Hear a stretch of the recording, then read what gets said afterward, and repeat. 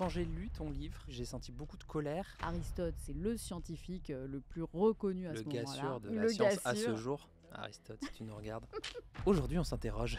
Est-ce que Bernard Pivot va bien? Entre fantasmes, contrôle, soumission, gloutonnerie cachée. Surveillez vos femmes. Une femme qui mange, c'est une femme qui cherche à échauffer vos sens. J'ai une relation particulière avec Saint-Paul. C'était vraiment... Je vais boire un peu mon seum et je reviens tout de suite.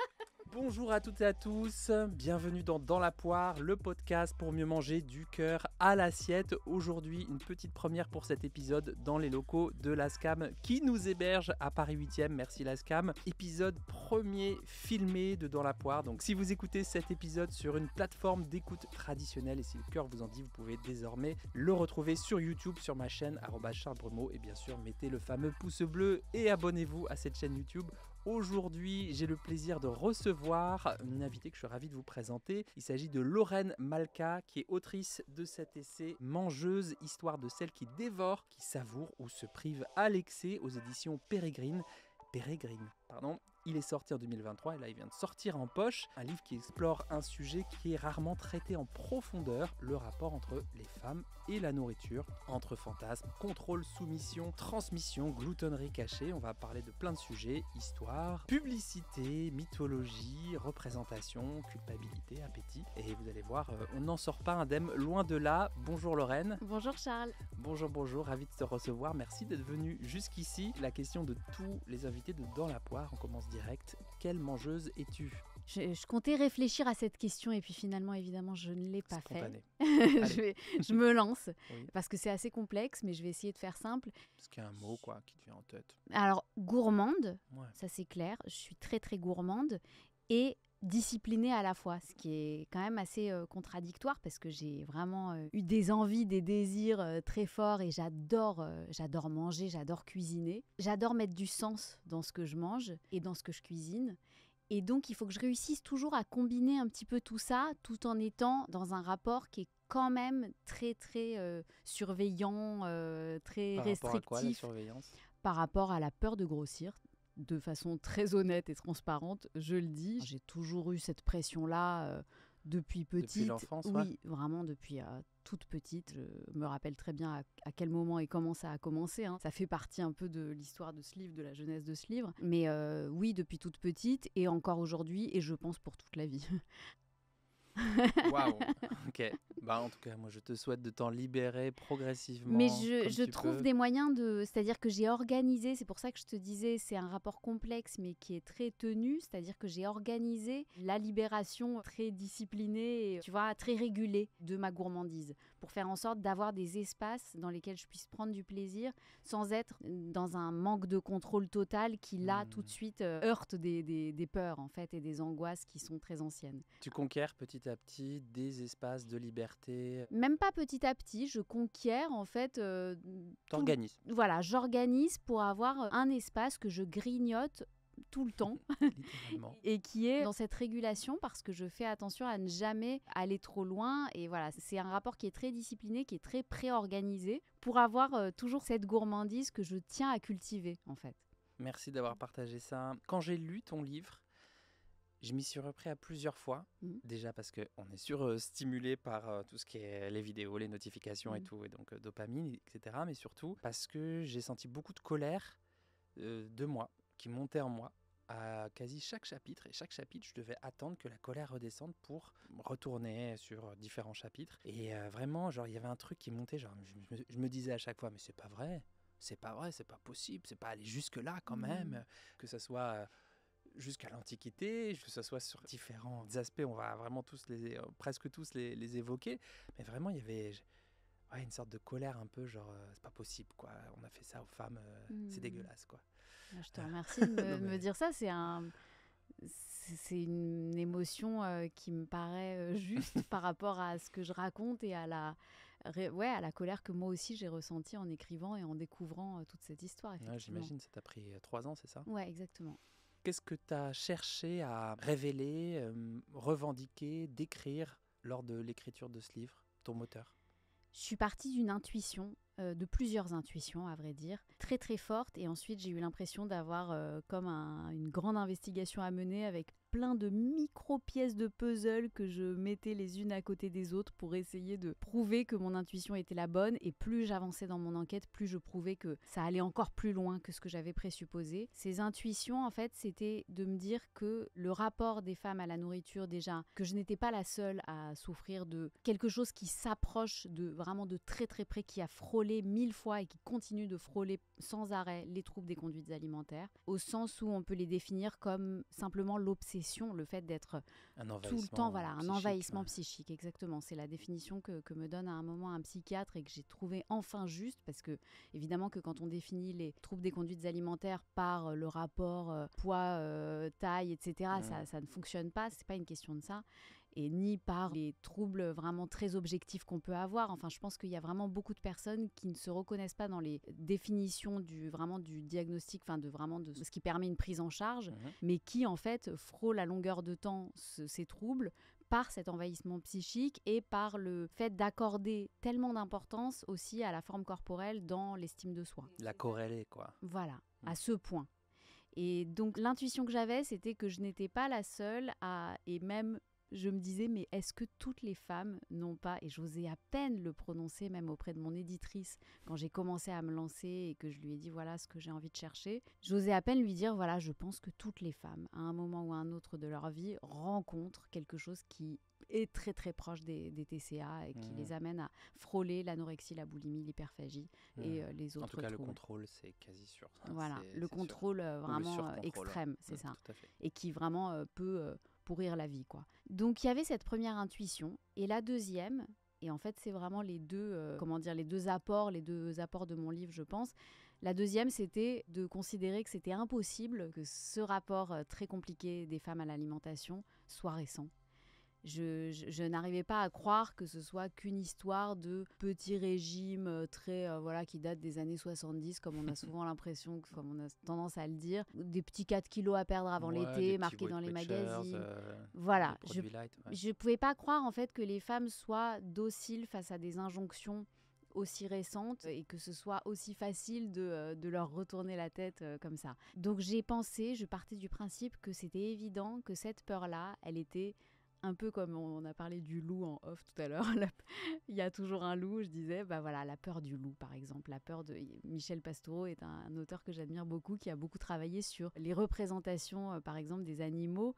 Pourquoi on associe l'ours à la peur et dans d'autres contextes à justement la douceur, le nounours. J'avais envie d'avoir cette démarche aussi de chercher à comprendre pourquoi une telle peur de grossir chez les femmes, et pas seulement de grossir, mais de manger. Une telle peur de manger, parce que c'est pas seulement la forme corporelle, c'est aussi le fait d'ingérer des aliments, de les ingérer en privé, en secret, en public, d'avoir ce rapport-là si compliqué à son intérieur et au fait de faire passer des choses par la bouche. J'ai pensé que c'était forcément lié à des représentations très très très très très anciennes qui avaient créé quelque chose d'effrayant et de très ancré.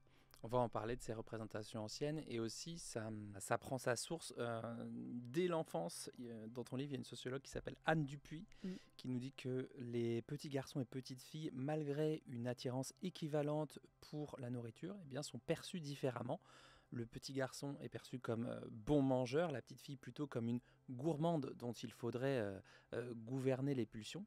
Qu'est-ce qui fait depuis l'enfance on a voulu gouverner ces pulsions de petites filles, genre on ne pouvait pas juste les laisser tranquilles pépouses? Alors qu'est-ce qui fait, je ne saurais pas te dire, mais ce qui est sûr, c'est que j'ai remarqué, puisque donc à partir de ces deux intuitions dont je viens de te parler, j'ai lancé d'abord une grande enquête où j'ai demandé à des femmes sur les réseaux sociaux de me parler de leur rapport à la nourriture, et j'ai lancé une enquête très ouverte en disant parlez-moi de votre rapport joyeux, gourmand, convivial à la nourriture, ou plus tourmentée. Donc j'ai ouvert cette possibilité de me parler aussi des inquiétudes et des tourments. Et effectivement, systématiquement, les femmes commençaient toujours par me dire, au début de l'entretien, j'ai reçu énormément de réponses. Beaucoup de jeunes filles, de femmes de tous âges et de différents milieux sociaux m'ont répondu et avaient envie de parler de nourriture, parce qu'on adore ça. Elles t'ont répondu, moi ça va en fait. Voilà. Elles commençaient toujours par me dire, moi j'ai pas de problème. Enfin, je vous préviens tout de suite, si vous cherchez à me parler de mes problèmes, moi j'en ai pas, j'en ai connais plus. Des gens qui... Ouais, par contre j'ai des copines qui en ont. Moi, franchement, je me fous la paix. Comme la et pub en fait, sur l'alcool. Non, c'est Jean-Marc qui a un problème, moi. C'est ça. Ouais, moi, mais je connais, hein, c'est vrai qu'il y a des filles qui ont peur de grossir. Bizarre.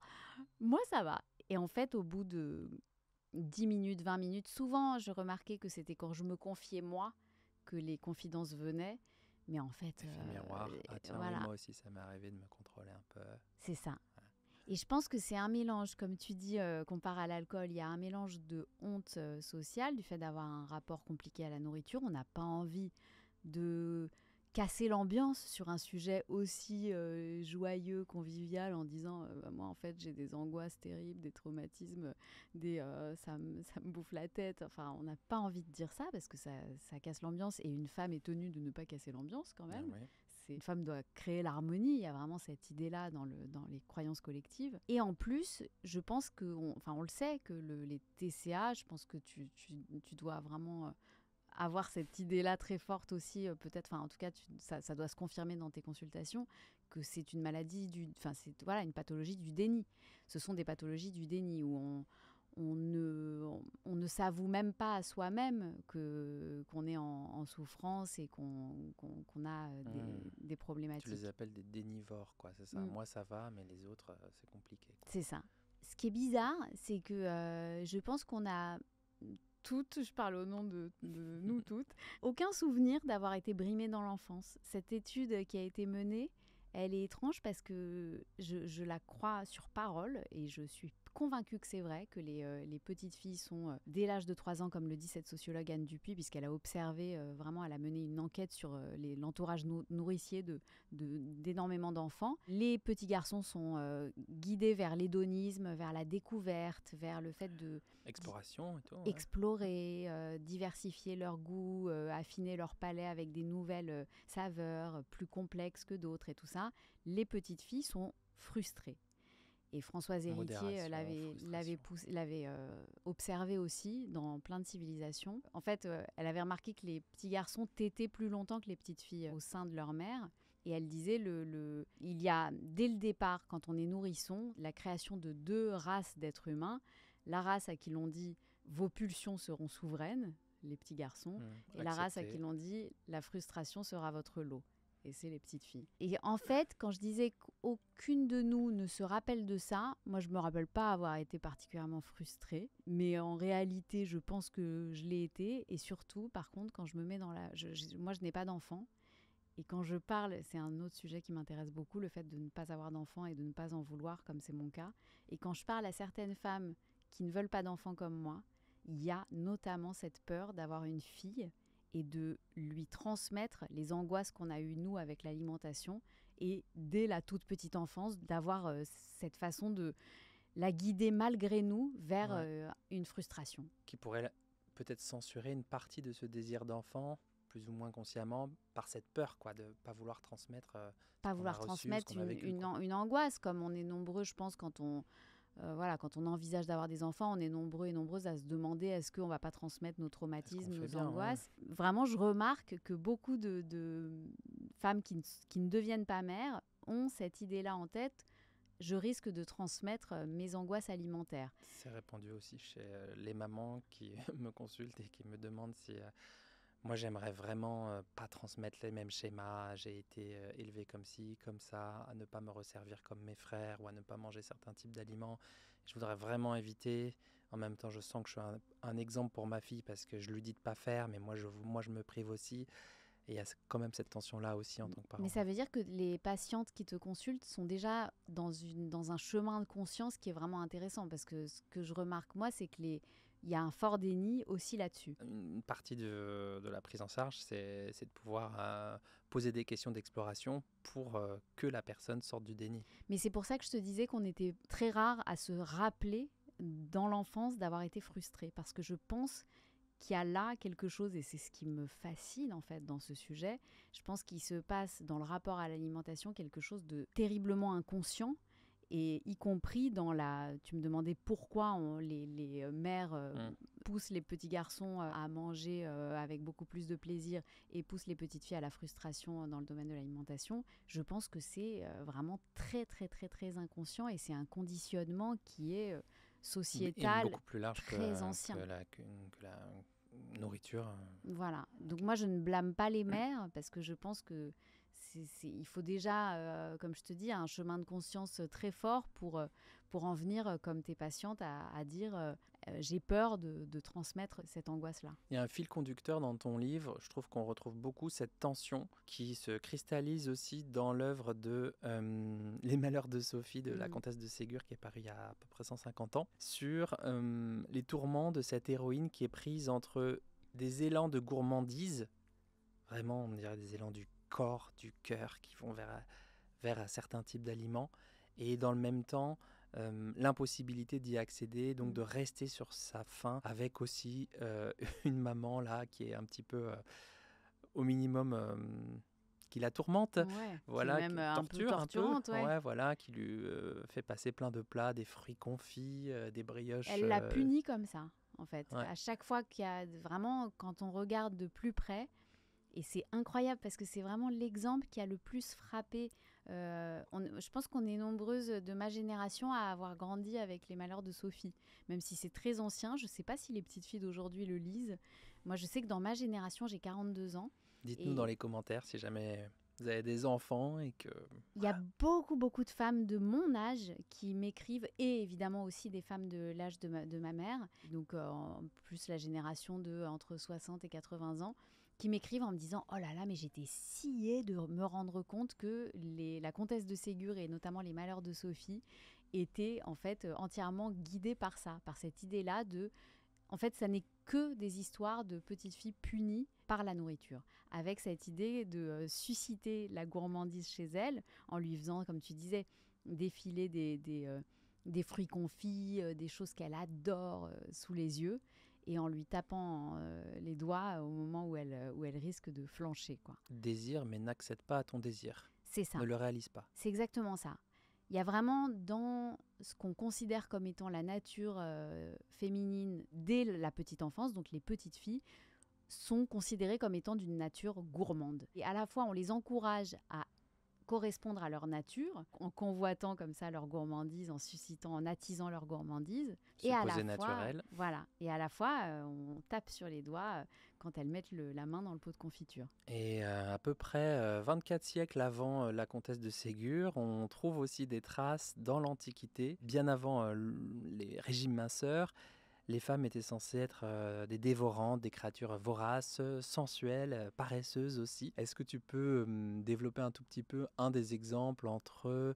Il y avait Caribe, Circé et... Il y a Pandore. Moi, je trouve que l'exemple le plus frappant, c'est Pandore. La fameuse boîte de Pandore. Ouais. Okay. Mais Pandore, on connaît rarement l'histoire en dehors de la boîte. En fait, l'histoire de Pandore, c'est que c'est donc la première femme humaine de la mythologie grecque. Et elle est décrite par Hésiode comme une femme merveilleusement belle, sublime, un corps merveilleux, divin, mais qui cache à l'intérieur de ce corps divin un estomac de chienne. Hésiode dit elle cache une gastère. C'est vraiment un estomac dévorant, comme tu dis, et insatiable et dangereux. Et l'idée, donc Hésiode dit aux hommes, méfiez-vous, elle va vider vos provisions. Okay. Et sous-entendu, vos provisions, il y a toujours le double, voilà. double check, double sample. Exactement. Le double check entre la gourmandise et la luxure qui sont toujours très très proches. Elle va vider vos provisions alimentaires et votre énergie sexuelle, elle va vous vider, quoi. Elle va vous ruiner. Et ce qui est incroyable, c'est qu'il y a donc Pandore côté grec. Côté occidental, il y a évidemment Ève. On débat souvent de savoir si elle a péché par gourmandise ou par orgueil, mais le débat existe déjà chez les théologiens du Moyen-Âge qui débattent de ces textes et qui se demandent est-ce que c'est un mélange de gourmandise et d'orgueil, puisqu'elle a... De bêtises, entre guillemets. C'est saint Thomas d'Aquin qui voulant la défendre, disent on ne peut pas vraiment lui reprocher. Est-ce qu'elle savait vraiment ce qu'elle faisait, cette pauvre petite Ève? C'est exactement ça. C'est sérieux, mec. Mais j'ai lu des livres qui considèrent que Thomas d'Aquin était féministe, parce qu'il il a pris sa défense, en fait. C'était les théologiens de l'époque étaient vraiment... Je vais boire un peu mon seum et je reviens tout de suite. C'est pas mal dit. Petite larme de seum, d'accord. Parce que en fait, à l'époque, faut dire qu'il est rentré dans un débat où tous les théologiens étaient quasi d'accord pour dire que Ève était perfide et donc que la femme, toutes les femmes qui sont celles qui suivent Ève, sont des erreurs de la création divine. Et Thomas d'Aquin, en fait, ce qu'il veut défendre, c'est moins la femme que la création divine. Il veut défendre Dieu. Et il dit, mais Dieu n'a pas pu se planter comme ça en créant un truc aussi immonde. C'est pas possible. Elle doit bien avoir des circonstances atténuantes, cette pauvre Ève.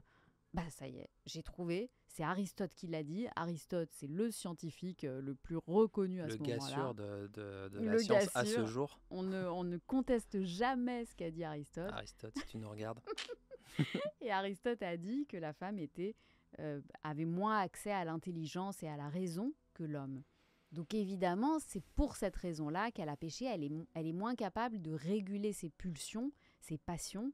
L'homme, lui, est capable de se réguler. Pourtant, il se trouve qu'Adam a craqué lui aussi. Oui, on n'a pas trop dû le forcer, jusqu'à preuve du contraire. Excuse me. Mais voilà, il est tombé à cause d'une femme. L'idée, c'est que la gourmandise fait chuter les êtres humains comme les femmes, en fait. Les femmes sont presque des péchés à elles toutes seules. Ce qui est intéressant aussi par rapport à...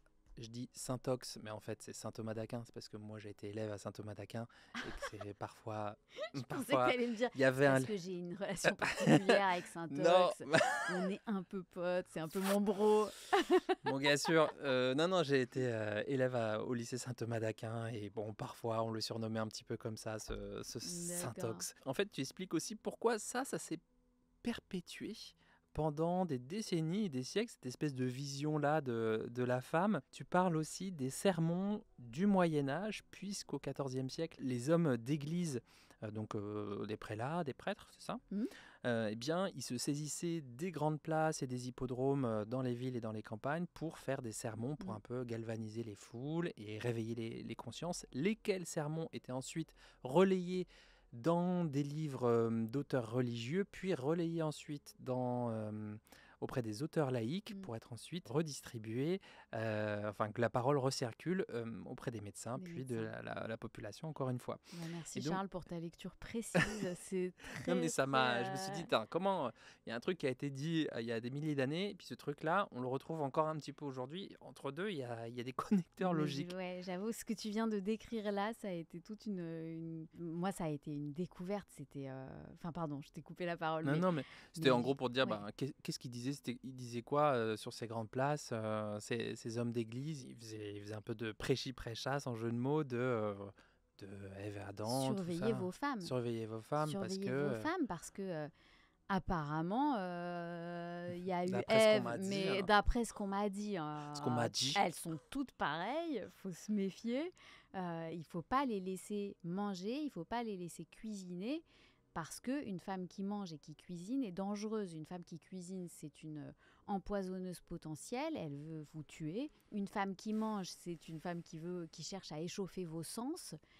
Dans ce qu'elle vous prépare à manger, elle va aussi chercher à échauffer vos sens pour vous faire tourner la tête. C'est Cléopâtre, en fait. Le moment, ce que je trouve fascinant, c'est de quelle façon... Là, ce que tu viens de décrire, le trajet que j'ai essayé de construire pour comprendre, en fait.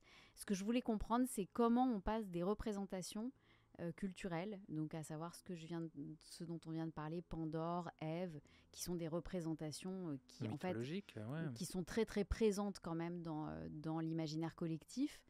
Et comment on passe de ça à la réalité sociale. Et en fait, le passage se fait exactement comme tu l'as décrit, c'est-à-dire il y a d'abord les représentations, ensuite ça rentre dans le discours religieux. Donc les prêtres... à l'époque, il y avait beaucoup de place au discours religieux. Les prêtres prêchent sur la place publique en disant aux hommes de faire bien attention à la façon dont les femmes cuisinent et mangent. Donc j'ai trouvé des extraits de ça. Ensuite, c'est écrit dans des traités religieux qui sont distribués aux familles avec des questionnaires pour que les femmes soient interrogées sur leur façon de manger et de préparer à manger. Et est-ce qu'elles ne préparent pas des potions, des choses un peu louches. Faites attention. N'hésitez pas à dénoncer vos voisines. Enfin, il y a vraiment ces idées-là. Ce n'est pas qu'en France, ce sport national... Ah non, la délation a commencé à ce moment-là. Okay. Et puis après, comme tu dis, ça se développe dans les discours laïques. Et ça s'est recopié dans des livres qui deviennent des best-sellers de l'époque, donc qui sont recopié. À l'époque, on recopie. Quand un livre marche très très bien, on le recopie énormément de fois. Et en dernier lieu, chez les médecins, qui développent tout un discours médical de surveillance de l'appétit des femmes et de leur façon de cuisiner. Est-ce que ça explique pour partie pourquoi on a exclu les femmes de la cuisine, ou en tout cas d'une certaine idée de la cuisine? Tu parles aussi des hommes qui ont exclu les femmes de la cuisine. Je crois que c'est Grimaud de la Reynière, un avocat qui faisait certains dîners avec des fines gueules, des gourmands, etc., et qui voulait réhabiliter un peu, en gros, les boys club des mangeurs. Et puis les femmes, quelles femmes? C'est exactement C'est un peu ça. C'est exactement ça. Donc là, Ça, on c'est est le 18e. Hein. là, on est au XVIIIe siècle. Donc j'essaye de traverser les siècles et de montrer qu'il y a vraiment, en fait, une récurrence. C'est vraiment ce qu'on appelle une constante anthropologique, c'est-à-dire que de siècle en siècle, cette représentation des femmes dangereuses quand elles mangent et quand elles cuisinent ne bouge pas. Donc vraiment, moi, j'ai trouvé des exemples à chaque siècle, à la fois dans les représentations culturelles, et à la fois, c'est évidemment beaucoup plus simple d'étudier les représentations. Dans les représentations, c'est extrêmement prégnant. Et aussi dans la réalité sociale, avec ces discours médicaux, avec ces discours aussi de bonnes mœurs, de façon de codes doctrinaux pour éduquer les petites filles ou les jeunes filles pour les amener à être des bonnes filles à marier. Donc c'est extrêmement présent de siècle en siècle, jusqu'au XVIIIe siècle où il y a quelque chose qui devient écrit noir sur blanc et flagrant. Grimaud de la Reynière dont tu parlais, qui est un avocat, philosophe autoproclamé, qui organise effectivement, qui réunit des convives autour de lui dans un restaurant plusieurs fois par semaine, avec l'idée de créer ce qu'il appelle une convivialité gourmande. Ça deviendra après lui la gastronomie. Donc il veut apprendre à bien manger, de la très bonne cuisine qui a été vraiment sourcée, cuisinée de façon très savante, développer un discours d'érudition sur cette cuisine et vraiment être capable d'apprécier, de manger énormément, parce qu'il se vantait d'avoir un appétit phénoménal. Et il n'invitait pas les gens qui n'avaient pas un appétit aussi phénoménal que le sien.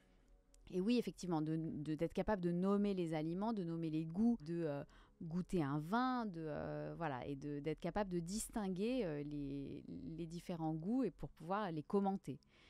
Donc ça, c'est vraiment l'œuvre de Grimaud de la Reynière. Pourquoi ? Son but à Grimaud de la Reynière, c'est vraiment de déculpabiliser le gourmand. Il se dit, il y en a marre de culpabiliser 3 fois par jour à chaque fois qu'on mange. C'est quand même un péché. Oui.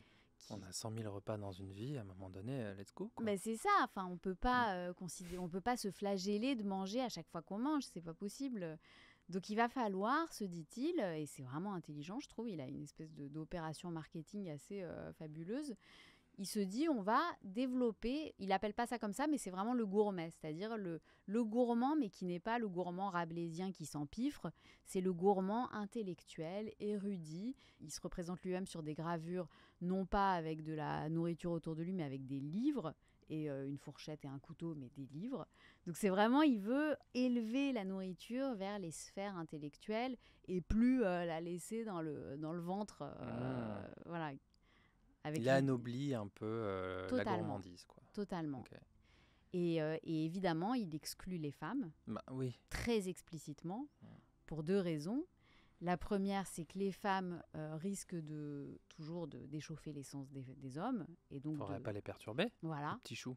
Surtout pendant qu'ils sont en train de manger, c'est quand même sérieux ce qu'ils sont en train de faire. Ouais. Donc, il faut surtout pas exciter les hommes dans cet art très très sérieux qui consiste à manger. Et ça, il le dit, mais vraiment, il le répète à l'envi. Basta, tentatrice, quoi. C'est ça. Et par ailleurs... Il n'aurait pas tenu 10 secondes sur l'île de la Tentation, le mec. Ah non. C'est vraiment...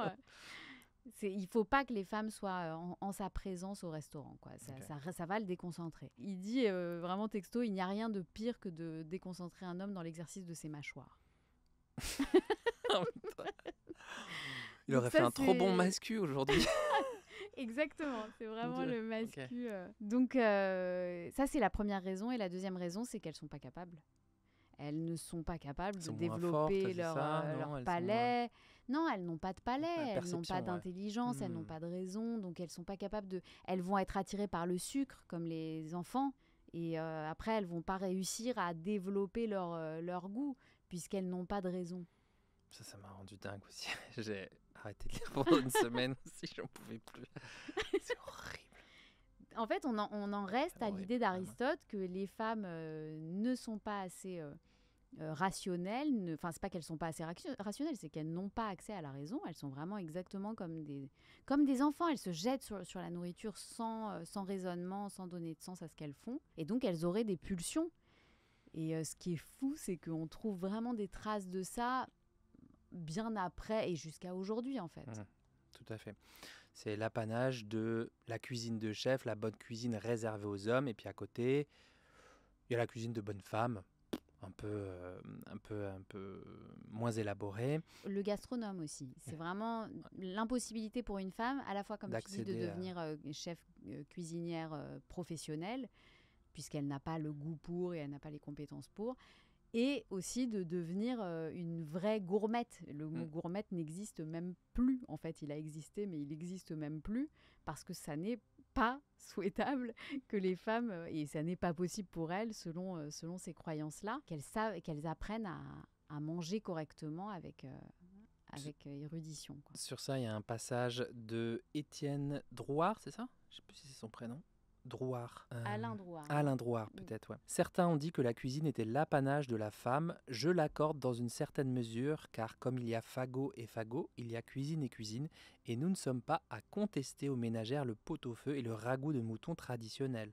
Que la majeure partie des cuisinières s'en tiennent là et ne prétendent pas s'immiscer dans nos travaux. Ça a bien été écrit noir sur blanc. D'abord, trop fatigant pour leur complexion de femme, ensuite beaucoup trop étendu pour leur faible connaissance et dont elles ne peuvent rendre, quoi qu'elles fassent, qu'une très imparfaite, je dirais même une très mauvaise imitation. La violence de Mais cette ce que je salve. trouve fou, c'est que là, c'est dit, comme tu dis, noir sur blanc. Mais aujourd'hui, pour moi, on en rit quand on voit ça, on rit jaune, mais on rit quand même parce que ça nous paraît aberrant. Oui. Mais en fait, aujourd'hui, les croyances sont toujours les mêmes, hein. Enfin, c'est exactement ce qui continue d'agir dans l'inconscient et dans l'hypocrisie, parce que ça n'est pas dit. On a une politesse en plus, qu'on peut appeler hypocrisie aussi. Mais en réalité, les croyances perdurent. 35% de femmes parmi les gens qui cuisinent et seulement 2,8%, donc près de 12 fois moins pour les étoilés Michelin. Ça dit quand même quelque chose dans la réalité, quoi. Et justement, oui, tu dis de nos jours, j'avais relevé 2 témoignages de 2 chroniqueuses différentes. Valentine Houdard, qui est chroniqueuse de l'émission Très Très Bon sur Paris Première, qui évoque un petit peu le côté sexualisant de la chose, en mode... Moi, quand je fais une chronique ou quand je mange quelque chose ou quand je déguste quelque chose à l'écran, je veux pas qu'on puisse se dire que si je mange avec mes doigts, s'il y a un truc qui dégouline et tout, je veux pas qu'on puisse faire des associations d'idées. Donc c'est une vigilance en plus, une charge mentale en plus de se dire je veux pas qu'on puisse me reprocher ça. Et elle dit je veux pas, mais je peux pas y échapper. C'est-à-dire que c'est surtout qu'elle se rend bien compte que face à la caméra, elle donne l'exemple d'un éclair, par exemple, je crois que c'est un éclair au café ou je sais plus, une pâtisserie qui coule et elle doit récupérer la crème qui a coulé avec la langue. Il y a tout de suite une connotation sexuelle dans cette façon de manger pour une femme qui n'est absolument pas présente chez les hommes. Là, moi, j'aime pas faire les comparaisons parce que j'ai enquêté sur les femmes et pas sur les hommes.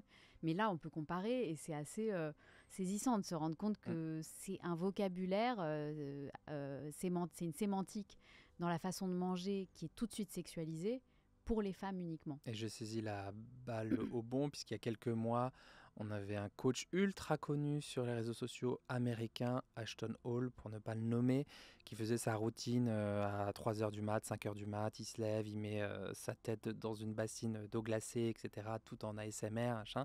Et à chaque fois qu'il mange une banane, il prend la peine d'enlever la tête de la banane et ensuite de la manger. Il la mange pas directement comme ça, pour pas que les gens puissent penser, ne serait-ce qu'imaginer un seul instant qu'il pourrait faire homosexuel donc éventuellement peut-être plus féminin, donc éventuellement plus faible, etc. Dans certaines perceptions, bien sûr. Et donc ça aussi, c'est un truc qui circule, ce côté un peu sexualisant, mais aussi chez les hommes qui veulent pas faire. En tout cas, tu as raison que la banane, c'est peut-être un contre-exemple. C'est vrai que pour manger une banane pour un homme face caméra, c'est peut-être expérimenter ce que les femmes, ce à quoi les femmes, les injonctions que les femmes reçoivent dans cette dégustation face caméra qui est tout de suite sexualisée. T'as raison. Et il y avait Elvira Masson, chroniqueuse sur France Inter, qui nous dit elle aussi qu'elle est super vigilante et qu'elle fait une sorte d'effort supplémentaire, même si ses chroniques sont tellement ouf, quoi. Elvira, si tu nous écoutes, bonjour et bravo pour ton taf.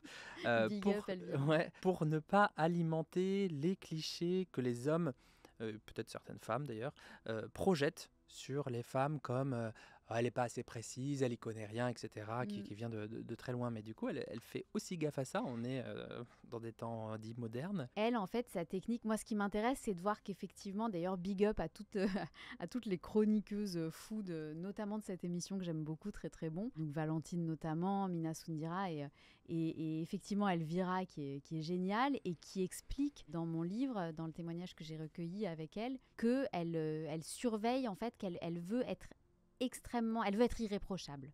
Et donc, de ce qu'elle me dit, quitte à être un peu froide et à manquer un petit peu de gourmandise et de sensualité éventuellement dans sa façon de décrire la nourriture, parce qu'elle ne veut surtout pas qu'il y ait de connotation érotisante, sexualisante.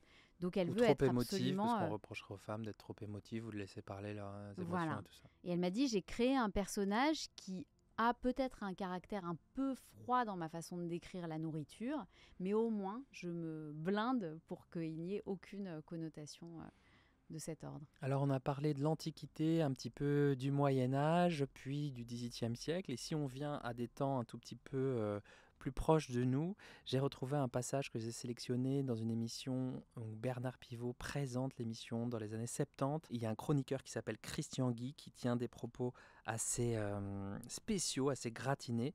Les femmes font de la cuisine, mais elles ne font pas la cuisine. La meilleure preuve, c'est qu'il n'y a jamais eu de grand chef qui était une femme. Bisous Hélène Darroze. Il n'y a jamais eu de grands auteurs gourmands, en tout cas pas à son époque, soi-disant. Gourmand qui était une femme, cela s'explique de différentes manières. D'une part, être un chef, c'est beaucoup de travail, c'est très difficile. Et d'autre chose, ce que je reproche à la cuisine féminine, aux femmes qui font la cuisine, c'est de s'y appliquer de moins en moins. Maintenant, elles prennent du congelé, etc. Et en gros, Bernard Pivot avait présenté cette question-là. Est-ce que les femmes ont du talent en cuisine ? Aujourd'hui, on s'interroge. Est-ce que Bernard Pivot va bien ? Bernard Pivot, le pauvre. Mais j'aime quand même Bernard Pivot parce qu'il a donné lieu à ces moments de télé. Il n'y a que chez lui qu'on trouve des scènes... Enfin, je dis il n'y a que chez lui. Non, évidemment pas. Mais il avait cet art de faire se rencontrer justement des intellectuels et des gastronomes. Et donc, ça a donné lieu à des scènes mythiques, et notamment cette scène-là, effectivement, qui est une scène, encore une fois, de misogynie très explicite vis-à-vis des femmes en cuisine. Et il y a tout un débat dans cette même émission sur mais les femmes ne cuisinent plus, elles foutent plus rien à la maison, c'est une catastrophe à cause des surgelés. On n'a même plus droit, et puis de toute façon les femmes savent même plus cuisiner, c'est toujours Christian Guy qui dit ça. Elles sont pas capables, et c'est là que Pivot lui demande mais vous considérez qu'elles ont moins de talent que les hommes en cuisine ? Ils disent évidemment qu'elles ont moins de talent, elles sont trop distraites, et ils sont morts de rire. Et lui, son hypothèse, c'est qu'elles sont trop distraites, donc toujours l'idée des femmes en fait qui n'ont pas de cerveau, quoi, qui ont vraiment une tête de linotte. Et il dit elles mettent quelque chose à cuire, et puis elles se souviennent que d'un coup elles ont une soirée et elles veulent aller changer leurs vêtements, leurs robes, et elles laissent cramer la nourriture sur le feu. Et voilà, et tout est gâché, rien n'est mangeable. Donc c'est ça, les femmes, dans l'idée de Christian Guy, et je pense que c'est encore très très présent aujourd'hui. Aujourd'hui, je crois que tu le perçois aussi, il y a encore beaucoup de pression sur nos corps, particulièrement ceux des femmes. Tu parles de backlash à la fin des années 90, donc le backlash, le retour de bâton. Ça veut dire quoi, ce backlash ? Qu'est-ce qui te fait dire que que les femmes se prennent un retour de bâton par Ouais. rapport au mouvement de libération. Ce qu'on appelle le backlash, c'est Suzanne Faludi qui a écrit un livre qui s'appelle Backlash. Donc c'est effectivement le retour de bâton.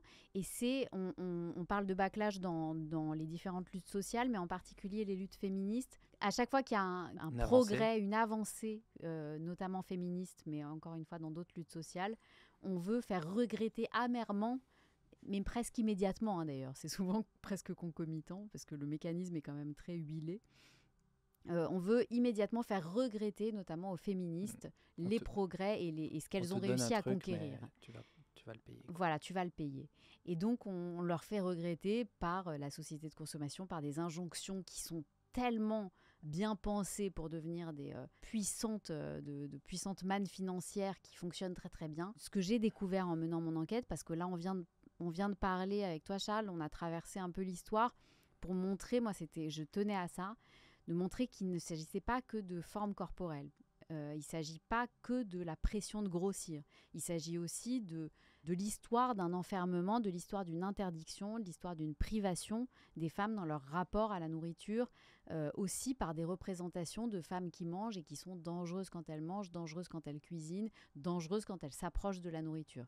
Donc je pense que c'est vraiment important de comprendre que c'est toute une histoire. Y compris cinématographique, hein, on ne voit Absolument. pas de femmes voraces dans la grande bouffe et même dans l'histoire du cinéma, de la littérature et des publicités. C'est insupportable de les montrer à l'écran juste pour le plaisir de manger, quoi. En fait, quand Entre on les voit femmes. en train de manger, elles mangent n'importe comment. Dans la grande bouffe, par exemple, le séminaire qu'ils organisent, c'est un groupe d'hommes qui organise une orgie, voilà. Et c'est quand même de façon très savante, etc. Et quand les femmes rejoignent le groupe, elles font n'importe quoi, elles mangent le dessert à la place de l'entrée, elles bouleversent complètement, elles chamboulent l'ordre du repas. C'est pas sérieux, quoi, dit l'un des personnages. C'est pas sérieux, vous êtes en train de nous foutre en l'air. On était très bien organisés, on avait tout ritualisé. Donc ça, c'est pour ce qui est de l'histoire des représentations. Et l'histoire de la minceur et de la peur de grossir, pour moi, c'est encore une autre affaire, mais qui, encore une fois, pour moi, est l'un des leviers, mais pas le seul, pour empêcher les femmes de manger. Et ce levier-là, il a une histoire qui est assez dingue. Je ne pensais pas, en fait, découvrir des choses en enquêtant sur l'histoire de la minceur, mais en fait, j'ai vraiment fait une découverte à laquelle je ne m'attendais pas. La minceur, chez les femmes, la minceur, quand je parle de minceur, je parle d'une minceur élancée, presque androgyne, sans aucune rondeur molle. C'est une revendication féministe au départ.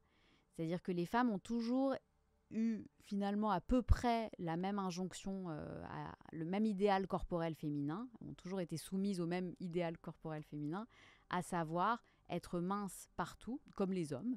Il y a vraiment cette idée, les hommes et les femmes sont tous les deux soumis aux mêmes normes corporelles très très fortes de minceur, parce que ça prouve une sobriété, un rapport à la bienséance sociale, une capacité de se contrôler, de se maîtriser. Ouais. Donc socialement, il est bienvenu d'être mince pour les hommes comme pour les femmes, mais les femmes doivent être aussi grosses à certains endroits du corps. Oui, ça doit être localisé, notamment dans les parties érotiques du corps, à savoir les seins et les hanches, avec toujours cette idée c'est ce que dit Simone de Beauvoir, de signaler par le corps sa disponibilité sexuelle et procréative. C'est-à-dire de dire... Fécondante, quoi. De dire à la société, je peux avoir des enfants et je peux être tripotée sexuellement. Donc il y a vraiment cette idée-là qui impacte terriblement à la fois la façon dont les femmes mangent, la façon dont elles se privent, la façon dont elles se massent de façon souvent torturante pour rester minces à la taille, au bras, au cou. Casser ces globules gras. Voilà, et en même temps, elles se gavent aussi dans certaines civilisations pour grossir juste dans les bonnes parties du corps. Je fais des gestes, mais on ne voit pas, enfin par la caméra, mais, aux seins et aux hanches, avant de se marier pour devenir des femmes épousables.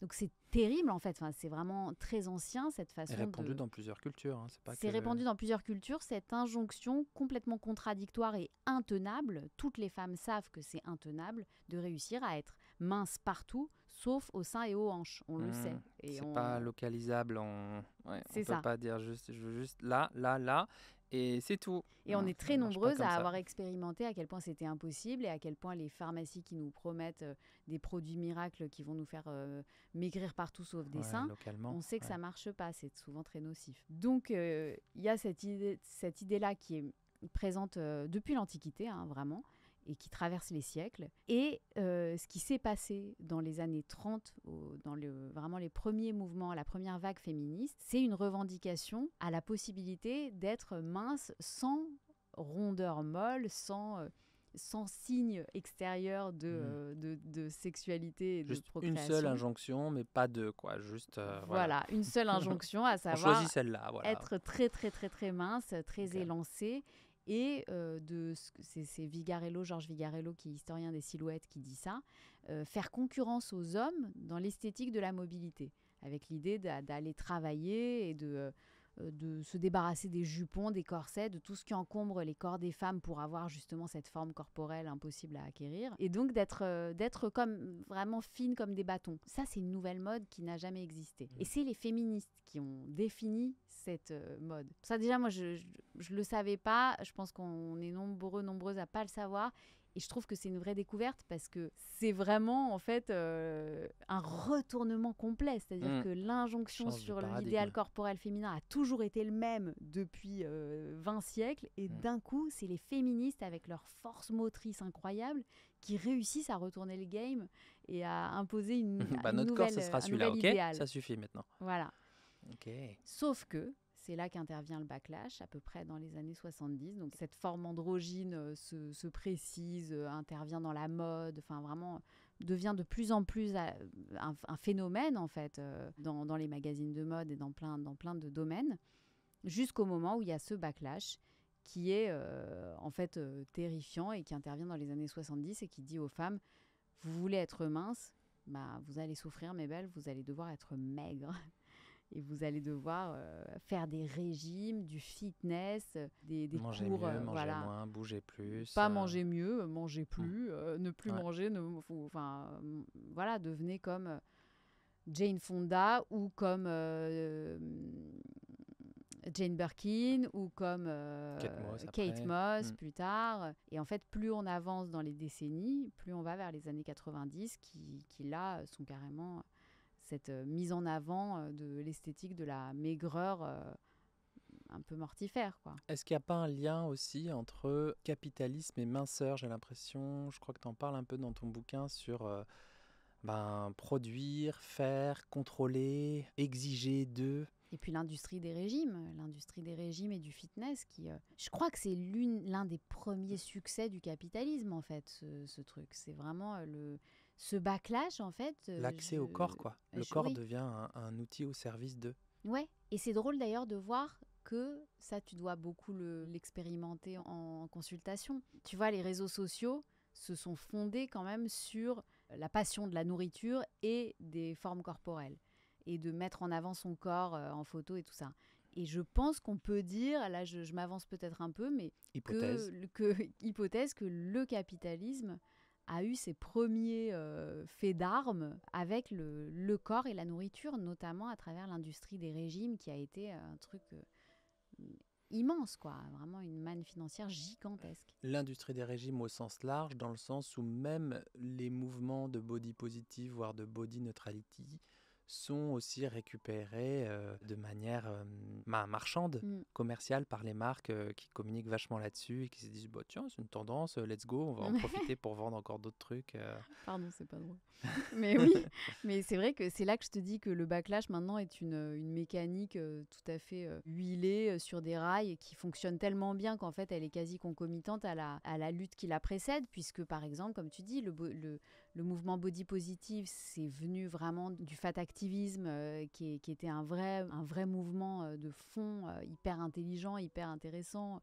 Enfin, ça venait vraiment d'une intelligence collective et très progressiste, et ça a été tué dans l'œuf par les marques qui ont récupéré ça en disant vous voulez du body positive, vous voulez être fière d'être grosse, bah allez-y, mais par contre c'est nous qui décidons à quoi ressemblent les grosses, et en fait elles vont ressembler exactement à ce qu'on a toujours mis en avant. Allez au max, taille 42 éventuellement. Exactement, et avec des gros seins, des grosses fesses, mais des tailles toutes fines. Et pas trop de rides quand même.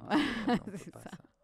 C'est pas C'est pas joli. Aujourd'hui, ce que j'observe quand même dans la société, sur les réseaux sociaux et dans mon champ d'expertise sur la nutrition et le rapport à la bouffe, c'est aussi un retour en force des discours masculinistes, des pseudo-experts santé pour obtenir tel et tel résultat sur YouTube, sur Insta et tout. Je vais quand même te poser la question, mais est-ce que tu penses que c'est un nouvel type de guerre, un nouvel outil contre les mangeurs et les mangeuses? Tu vois, il y a eu des injonctions pour contrôler le corps des femmes, l'assiette des femmes, parce qu'elles quand même, elles étaient soi-disant voraces et tout ça, perturbatrices de tout ça, des hommes en fait, du monde des hommes. Et aujourd'hui, ça a glissé un petit peu vers la santé.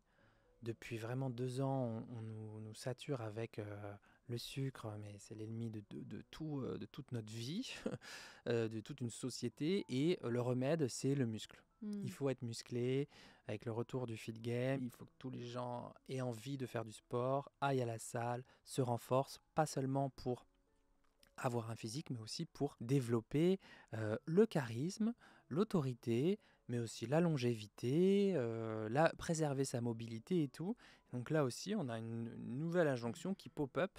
En fait, tu vois, t'as des trucs à travers les âges, quoi. Ça a été pour la minceur, nanana. Puis après, il y a eu, faut surtout pas leur donner accès à la gourmandise ou au monde des hommes, parce que sinon, elles vont tout casser, elles vont tout perturber dans les cuisines, elles vont foutre le bordel. Et là, aujourd'hui, il y a... si t'es pas musclé, là, à 12 ans, mais comment tu vas faire dans ta vie, quoi? C'est une nouvelle Et guerre, j'ai l'impression. ouais, et tu te demandes quoi, si c'est un retour ou si c'est... Parce que Ouais, moi, j'ai l'impression que c'est en fait... c'est Moi, la j'ai continuité. l'impression que c'est la continuité. Ouais, C'est pour ça que juste ça prend des on formes. parle aussi beaucoup de ce que tu décris là, ça me fait aussi beaucoup penser au phénomène skinny talk, Mm.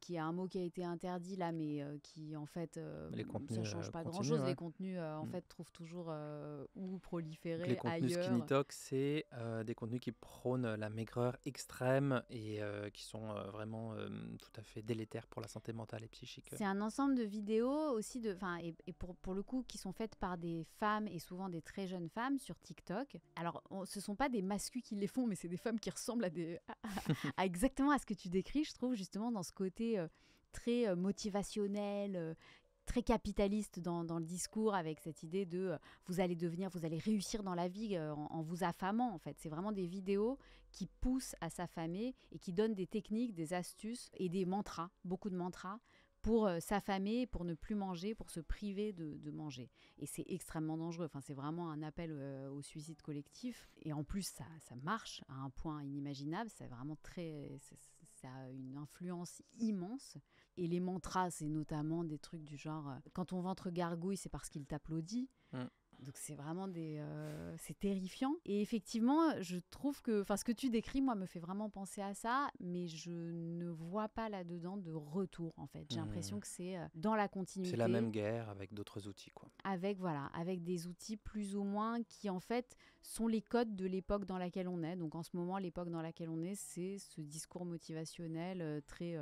qui encourage au succès, à la productivité, à la réussite sociale, par tous les moyens, y compris en s'affamant et en devenant esclave de sa faim et en devenant suicidaire, quoi. On fait quoi pour sortir de cette guerre, en tout cas de cette lutte, pour faire un pas de côté et se réapproprier nos vies de mangeurs et de mangeuses, à commencer par là en tout cas. Vraiment, j'insiste toujours pour dire que je n'ai pas fait un livre Dev perso, de développement personnel, même s'il y en a des bons, mais ma quête, c'était vraiment de comprendre l'histoire de cet enfermement. Donc tout le livre se concentre là-dessus, et à la toute fin, mes éditrices insistaient pour que je donne un peu de lumière, et je leur ai dit, je les ai prévenus, non, moi je ferai pas ça, je suis désolée, je voudrais alarmer, il y a quelque chose de grave qui se passe et qui est vraiment très ancien, et je voudrais qu'on comprenne que ça a une histoire. Mais il se trouve que je ne me suis pas forcée, mais à la fin, j'ai trouvé une source d'espoir qui, en fait, réside précisément dans le fait de déconstruire l'histoire. C'est-à-dire que pour moi, je trouve qu'on s'est tellement éduqués nous-mêmes justement à intellectualiser beaucoup ce qu'on mange et à donner du sens à ce qu'on mange, y compris quand c'est un sens qui nous détruit et qu'on répond à des injonctions extérieures dont on a appris que c'était des bonnes règles. Voilà, on est tellement sensible et poreux à tout ça, et poreuse à tout ça, que je pense qu'on est capable de plus en plus d'inventer nos propres règles, d'inventer le sens qu'on veut mettre dans l'alimentation. Et ça passe notamment par, à mon avis, et je mets beaucoup d'espoir là-dedans, par les mouvements de chefs cuisinières qui sont... Je les genre au féminin, il n'y a pas que des femmes, mais il se trouve que les femmes sont plus nombreuses, sont vraiment à l'avant-garde de ce mouvement-là, notamment d'écoféminisme, d'écologie, de véganisme, en fait, de tous ces mouvements-là qui ne sont pas des injonctions univoques, mais qui sont vraiment dans une idée de donner un sens qu'on invente nous-mêmes à l'alimentation, qui est un sens qui permet à nos corps de durer plus longtemps et qui permet d'être beaucoup plus humain en fait dans nos rapports les uns aux autres, parce que la nourriture c'est un rapport à notre propre corps et c'est une relation à l'autre. Et l'écologie et les mouvements écolos qui en ce moment président à dans beaucoup de cuisines, chez beaucoup de vigneronnes, chez beaucoup de maraîchères, d'agricultrices, vraiment de la fourche à la fourchette, comme on dit, sont pour moi très source d'espoir. Redonner du sens. Ouais. Ok. Se souhaiter un peu plus de sens dans ces 100 000 rendez-vous avec l'alimentation. C'est souvent ce que je demande à mes patientes et mes patientes pour la séance suivante. Comment vous voudriez que ça se passe, idéalement? Imaginons, on peut se transporter dans l'espace et dans le temps. Qu'est-ce que vous souhaiteriez de bon pour vous la prochaine fois? Qu'est-ce que vous pourriez faire différemment qui soit à la fois agréable pour les papilles, qui respecte vos manières de table et qui soit aussi bon pour votre santé? Comment vous voulez que ça se passe la prochaine fois en vrai? Si vous avez un peu plus de pouvoir, si vous étiez plus libre. Mais si je peux me permettre d'ajouter quelque chose, justement, tu vois, je te suis depuis longtemps et je t'ai entendu plusieurs fois parler du rapport de tes patients et patientes à l'alimentation. Et je pense qu'on se rejoint vraiment sur ce que tu es en train de dire là, c'est-à-dire aussi le fait de partir de l'humaine telle qu'ils et elles sont, en n'étant pas dans une injonction impossible au fait de faire parfaitement. De coller à un autre schéma. Voilà, mais de vraiment partir aussi de l'histoire de chacun. Et là, moi, ce que je raconte dans mon jeu, c'est l'histoire de l'alimentation au féminin, du rapport des femmes à la nourriture. Et des femmes, et j'élargis un petit peu aussi en disant que c'est les femmes, mais c'est aussi toutes les personnes qui ont été exclues du champ d'expertise, enfin de la table collective, qui sont quand même très très souvent des femmes, mais qui peuvent aussi être des enfants, plus larges que ça, aussi. Des enfants, des minorités quelles qu'elles soient, et qui en fait ont été exclus d'un rapport normé et normatif, et surtout qui ont été exclus en fait de la table où on a accès facilement à la gastronomie, à l'intellectualisation de la nourriture et au fait de se sentir, de pouvoir manger librement. Et je pense que tenir compte pour les femmes de leur histoire et de l'histoire de la condition féminine, ça fait aussi partie justement d'une écoute à apporter aux différents individus. Ouais, femmes, j'aime bien l'idée d'un point d'appui. On s'ancre sur un truc un peu solide. Bon, ça, c'est mon parcours, l'ensemble des expériences et des itérations que j'ai eues avec l'alimentation, autour de l'alimentation. Et puis avec ces trucs plus ou moins désagréables, inconfortables, voire douloureux. Puis je m'appuie quand même dessus pour mettre un premier pas, puis un deuxième pas, et me tenir un peu plus solide pour la suite de la vie. Lorraine, est-ce que tu t'es censurée sur un point de ton bouquin? Est-ce que tu as trouvé des trucs que finalement tu n'as pas mis ou pas? Est-ce que tu as mis tout ce que tu avais découvert? Tu dis, ouais, non, ça quand même, je peux pas le dire, c'est too much. Je me suis pas censurée, mais il y a évidemment dans l'histoire de l'écriture d'un livre... Des choix. En fait, c'est comme un bouillon, quoi. Il reste que ce qu'on a pu mettre, ce qu'on a pu faire tenir dans une narration telle qu'on a choisi de l'anglais, de la façon dont on a choisi de raconter les choses. Et malheureusement, tout ce qui a composé la recherche, c'est pour ça que l'image du bouillon est pas si mal. Tout ce qui a composé la recherche, ça part pas à la poubelle, mais ça part en compost, peut-être pour d'autres... Ça vit en toi, peut-être aussi. Voilà, en compost pour d'autres livres possibles ou pour plein de discussions qui me passionnent, parce que ça fait maintenant quasi 2 ans qu'il est en librairie, et là, il vient de ressortir en poche, mais je continue d'en parler beaucoup avec des lectrices qui m'écrivent et qui justement me disent que le fait de comprendre qu'il y a une histoire dans le rapport des femmes à la nourriture et qu'elles ne sont pas seules face à ça et qu'elles n'ont pas à se culpabiliser d'avoir eu peut-être elles-mêmes ça dépend pas que de leur propre pathologie et de leur propre rapport à ça, ça dépend aussi d'une histoire qui est collective et ça leur fait du bien. Je reçois encore aujourd'hui des messages quasiment tous les jours en fait de femmes qui se sentent aidées par mon livre, alors que comme je le disais, c'était pas mon but au départ. Moi, je voulais pas faire un livre pour aider les femmes, je voulais faire un livre pour chercher à comprendre, mais le fait de comprendre aide. Comprendre aide. Mm. Merci Lorraine. Est-ce que toi, il y a quelque chose qui a bougé dans ton rapport à l'alimentation depuis la parution de ce livre? Justement, est-ce que ça t'a aidé, toi, de comprendre, de déconstruire, de visiter, d'explorer, de démêler cette pelote de laine qui va jusqu'à l'Antiquité? Est-ce qu'il y a des choses qui se sont, je sais pas, apaisées ou qui ont changé depuis? Moi, ça m'a aidé à sortir du déni. En enquêtant sur ce sujet, je me suis évidemment rendu compte que je le savais, mais on sait les choses et en même temps, on ne les sait pas. C'est très bizarre. J'ai su et admis que j'enquêtais sur moi aussi, puisque j'ai un rapport, comme je le disais au tout début de l'interview, très compliqué à l'alimentation depuis toujours. Mais aujourd'hui, je ne dirais pas qu'il est compliqué, ce rapport à l'alimentation. Je dirais qu'il est... j'ai en fait trouvé la façon, mais pour l'instant, hein, c'est vraiment toujours très très... voilà, je prétends pas avoir trouvé à tout jamais, mais parce qu'il faut répondre aux injonctions de la société, malheureusement. On ne peut pas s'en foutre complètement.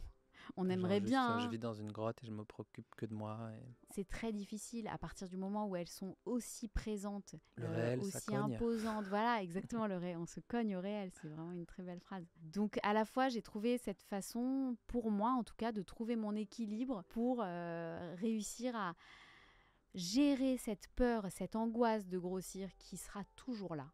Ça, si tu me demandes est-ce que c'est apaisé, non, ça n'est pas apaisé. En tout cas, à ce jour. Je Toujours, on vis ne sait avec. pas, mais à ce jour, c'est encore là. C'est encore là. On verra bien. Oui, alors tu as raison. On ne sait pas. Voilà, ne présageons pas du pire, Bon, mais en tout jusqu'à ce cas, jour, en tout aujourd'hui, cas, je vis c'est- avec et je considère que je considère que je suis condamnée à vivre avec ça pour toujours parce que j'ai l'impression justement, j'ai admis avec cette enquête notamment que c'était très ancien, que ça datait même ça de te bien avant dépassait, moi, ouais. que ça me dépassait et que je dois gérer ça pour faire en sorte de quand même trouver mes sources de plaisir et de gourmandise qui sont fondamentales dans ma vie sociale, dans ma vie intime, intérieure. Enfin, c'est vraiment très, très important pour moi. Et en même temps, comme je disais, de donner du sens à la nourriture et au fait de manger et de cuisiner. Top. Merci Lorraine. Est-ce qu'il y a un truc que tu as découvert depuis la sortie du livre et que, comme cette écriture en poche est figée, est-ce que tu voulais rajouter quelque chose que tu as découvert ces 2 dernières années ou juste là, est-ce que tu veux rajouter quelque chose après cette discussion? Voilà, ce qui me fascine, c'est que comment on nous a culpabilisés dans notre rapport à la nourriture, c'est en nous excluant du domaine du savoir et c'est en considérant qu'on est idiote et incapable de se réguler, incapable d'avoir une raison suffisante, une force rationnelle suffisante pour gouverner nos pulsions. C'est comme ça c'est en nous excluant du monde du savoir, nous les femmes, qu'on nous a aussi exclus du rapport à la gourmandise. Et je trouve que c'est génial et enthousiasmant de se dire que en rejoignant justement ce monde du savoir et en le cultivant de la façon dont on est en train de le faire avec ce mouvement féministe qui est en fait incroyable, qui est une sociologie, une philosophie, une anthropologie, enfin qui est vraiment une recherche que moi je trouve fabuleuse. Je suis hyper heureuse de vivre à cette époque. En rejoignant ce savoir-là et en le construisant et en l'inventant, on peut justement retrouver la gourmandise. Sa propre gourmandise. Voilà, sa propre gourmandise. Saveur et savoir, ce Déjà, sont deux mots qui sont liés. quand on se réapproprie par nous-mêmes, pour nous-mêmes, par rapport à notre parcours, il y a quelque chose quand même de plus puissant, qui a plus de sens. Et voilà, se réapproprier sa propre gourmandise, tu vois, c'est déjà beaucoup plus puissant que genre, oui, je vais être gourmande ou pas gourmande. C'est vraiment, c'est unique, c'est singulier. Exactement. En tenant compte de notre histoire, effectivement. Merci en tout cas, Lorraine, Merci, pour Charles. cette discussion, ta présence, ton énergie. On a eu un petit raté il y a 2 ans, puisque tu m'avais envoyé ton livre et j'étais en plein burn-out et j'ai su te dire quand même que j'étais en plein burn-out et que c'était pas le moment. Merci d'avoir attendu le bon moment, le moment adapté finalement. On se retrouve, on se rejoint pour cette discussion et cette sortie en poche de ton livre, de ce livre que je vous conseille à toutes et à tous. Pour terminer, ici c'est un petit puits imaginaire où on peut lancer le mot qu'on veut, qui peut déterminer ou définir notre état ou ce qu'on a envie de dire par rapport à cette heure qu'on a passée ensemble. Moi je jette le mot gratitude, merci pour ta présence. Oh là là, j'en aurais plein. J'ai envie de dire le mot délice. Vraiment, je me suis... Délice, tu peux le jeter. Je me suis régalée, c'était un délice cet échange. Délice, apprentissage. Régal du coup, puisque j'ai dit que je m'étais régalée. Ouais. Attention. Et ouais, gratitude, je te rejoins. Aussi par rapport à ton honnêteté, justement, je trouve que c'est beau aussi de m'avoir dit il y a 2 ans, parce que tu avais demandé le livre, effectivement, et puis après, tu m'avais dit on va faire un podcast, et j'étais très contente, moi, Et parce que je oui. te connaissais. Et effectivement, le fait que tu me dises, en fait, je suis en plein burn-out, et que là, tu en reparles publiquement, je trouve que c'est beau, parce que accepter sa vulnérabilité, c'est aussi permettre aux autres de l'accepter et de moins en souffrir. Donc tout ça est super, et ton attention à mon livre, voilà, à mon travail dans le détail me touche beaucoup. C'est un sacré boulot en vrai, c'est une sacrée enquête. Quand j'ai lu ça, je me suis dit, mais Lorraine, c'est le travail d'une vie, c'est pas 3 ans ça, c'est waouh! Mais il y a déjà des racines dans l'enfance, ça se Mm, sent en tout cas. Bravo pour cet ouvrage, c'est trop cool. merci. Je vous mettrai tous les liens en description, que ce soit le livre de Lorraine, mais aussi les ouvrages auxquels on a fait référence. Si vous avez aimé cet épisode, surtout parlez-en autour de vous, à votre voisin, à votre voisine, à vos amis, à vos proches ou à leur chien. Ça se trouve, ils ont une petite patte, ils peuvent cliquer sur je m'abonne et je mets un petit pouce bleu. N'hésitez pas à vous abonner, à mettre ce fameux pouce bleu pour nous encourager à créer du contenu original, du contenu de qualité, respectueux de tous les besoins humains, y compris sensoriels et émotionnels. Je vous souhaite un bel appétit de vivre et à très vite pour un nouvel épisode de Dans la poire.